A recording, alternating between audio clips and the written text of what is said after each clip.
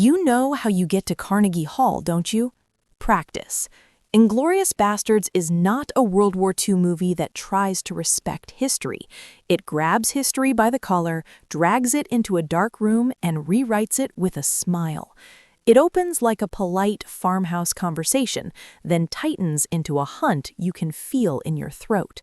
It builds spies out of old Hollywood glamour, turns one tiny mistake into a trap, then locks you in a basement bar where every word is a test. And when it finally reaches the theater, the screen stops being entertainment and becomes a fuse. But underneath that control, the film was one bad cutaway from collapsing. More than once, a scene stopped feeling like performance and started feeling risky. Tarantino nearly killed the whole movie until Waltz walked in and unlocked it. And after it hit, the attitude spread fast, showing up everywhere in parodies and copycat echoes. These are 15 weird facts about Inglourious Basterds, the war film that turns cinema into a weapon and makes revenge feel like fate. Number 1. That finale plays like a director's flex. A movie theater sealed shut, flames rising on cue, the whole thing looking precise enough to feel choreographed. You watch it and assume every second is controlled, because Tarantino's control is part of the myth. Then the heat climbed past what anyone planned for. Eli Roth has said the fire burned about 3 times hotter than expected, and that's the moment the scene stops being a sequence and turns into a problem. Practical fire doesn't care what the storyboard promised. When it runs hotter, the set starts reacting like a real structure, not a movie build. Metal softens, rigging weakens, the safety margin shrinks while the cameras are still rolling, because now the fire is writing its own rules. And it got close enough to hurt people. Roth and Omar Doom caught the worst of it and ended up going to the hospital with minor burns. Minor is the word you use after you're safe again.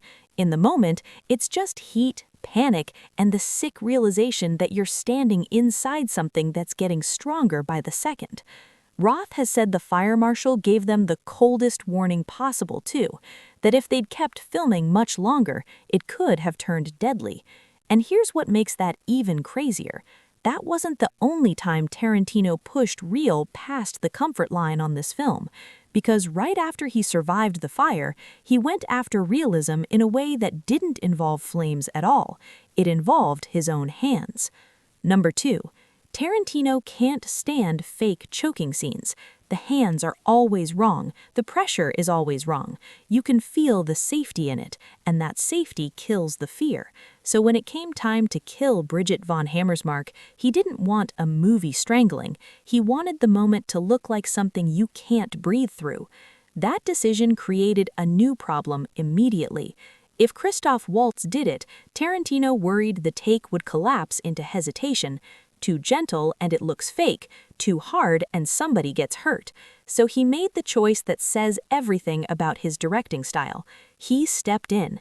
Diane Kruger agreed, and Tarantino strangled her on camera for real, with one goal: get the exact expression, then cut.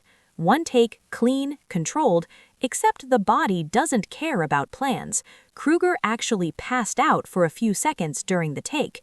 Not almost, not she felt lightheaded. She lost consciousness and came back a moment later, then recovered fully within minutes. And when you watch that moment now, you can feel the line they crossed. It isn't a performance selling fear. It's real oxygen leaving, real panic flickering, and a director holding on just long enough to get the shot. Let's just say he's a very hands-on director, literally.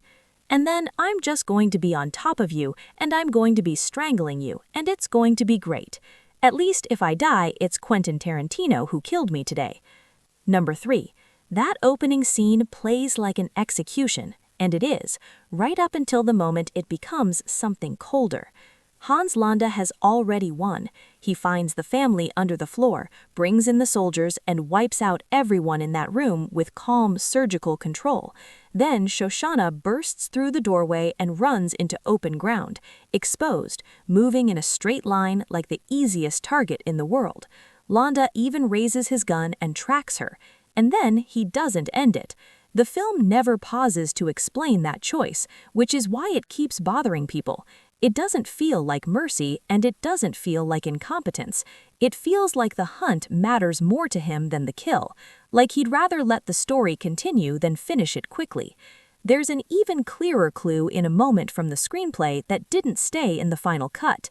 Landa's driver asked why he didn't shoot her, and Landa answered with that twisted logic he always uses, correcting the question instead of answering it. Not putting a bullet in the back of a 15-year-old girl and allowing her to escape are not necessarily the same thing. In his mind, she didn't get away. She was released into a world that will probably destroy her anyway. No family left, no safe place, no farmer eager to risk their life for her. Starvation in the woods, exposure, a patrol that looks up at the wrong moment. Then he takes it one step further, and that's where the real sickness shows. Maybe she survives, maybe she eludes capture, maybe she escapes to America, reaches New York City, becomes president of the United States. It's ridiculous, but he says it like he's enjoying the idea. He's not predicting the future, he's entertaining himself. That's what changes the scene. Shoshana isn't spared out of kindness, she's spared because a dead girl ends the game immediately, and Landa likes having a game to play. Number 4. This film didn't begin as a late career victory lap. It began as the kind of idea that grabs Tarantino by the throat and refuses him to put it down. Right after Jackie Brown in 1998, he came up with the concept, created most of the characters, and wrote the first 2 chapters. And instead of hitting a wall, he hit the opposite. The story wouldn't stop growing.